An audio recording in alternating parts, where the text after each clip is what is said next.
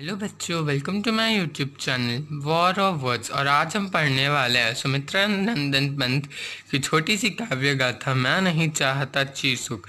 ये सुमित्रा नंदन पंत की छोटी सी काव्य गाथा है जिसमें हम पढ़ने वाले हैं सुख और दुख के बारे में। तो पहले हम इसका संदर्भ पढ़ते हैं और समझते हैं। अब आप सोच रहे होगे कि संदर्भ क्या होता है।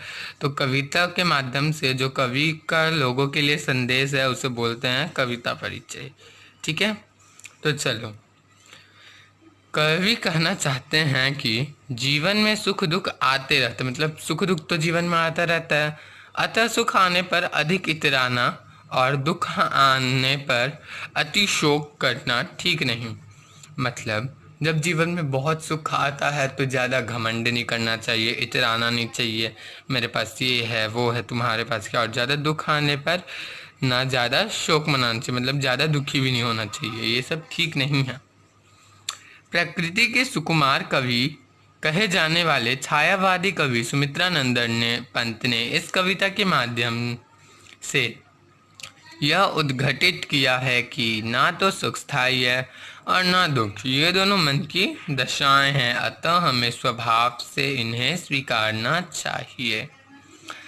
अब इसका मतलब है कि प्रकृति के जो सुकुमार कवि हैं उन्हें छायावादी भी कहा जाता है, सुमित्रा नंदन पंत को। वो इस कविता के माध्यम से यह हम लोग को समझाना चाहते हैं कि ना सुख एक जगह रहता है और ना दुख, ये दोनों तो मन का दशा है।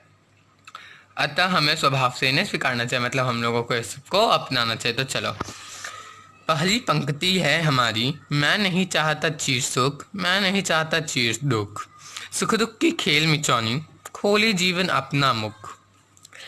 इस पंक्ति का अर्थ है कि कवि ने इस पंक्ति में कहा है कि ना उन्हें अत्यधिक सुख चाहिए और ना ही अत्यधिक दुख। सुख दुख का ये जो खेल है वो जीवन का मुंह को खोल देता है। दूसरी पंक्ति में आता है, सुख दुख के मधुर मिलन में से यह जीवन हो परिपूर्ण, फिर घन में ओझल हो शशि, फिर शशि में ओझल हो घन। अब इस पंक्ति में कवि ने कहा है कि जैसे संध्या और उषा के मिलने से समय चलता है, वैसे ही सुख और दुख के मिलने से जीवन पूरा हो जाता है। वैसे ही और इस पंक्ति फिर घन ओझल हो शशि, फिर शशि से ओझल हो घन का मतलब है कि जब बादल होते हैं तो चांद छिप जाता है और जब चांद निकलता है तो बादल छिप जाते हैं। बताइए, जग पीड़ित है अति दुख से, जग पीड़ित है अति सुख से, मानव जग में बट जावे सुख दुख से और दुख सुख से। तो ये वर्ड आपका ना अगर इधर उधर भी हो जाए ना, या पहले आपका सुख दुख होगा या और लास्ट में दुख सुख, तो भी आपका मार्क्स नहीं कटेगा। तो चलो, तो इसका अर्थ है जग परेशान है, मतलब अति सुख से भी आदमी लोग खुश नहीं है और अति दुख से भी खुश नहीं है। देखो, सुख से खुश, दुख से तो सबको पता है कि कोई खुश नहीं होता। सुख से क्यों नहीं होता? उसको डर लगता है कि अगर मेरे पास इतना धन है और इसमें से अगर कोई चोरी कर लिया तो फिर क्या होगा। तो इसी कारण सुख से भी लोग पीड़ित हैं। मानव जग में बट जावे, अर्थात मनुष्य सुख दुख में एक जैसा रहना सीख ले तो दुख भी उसे जीवन का अपना हिस्सा लगता है और वह उसे खुशी खुशी अपना लेता है और वह मानव जग में बट जाता है। अविरत दुख है उत्पीड़न, अविरत सुख भी उत्पीड़न, दुख सुख की निशा दीवा में, सोता जगता जग जीवन।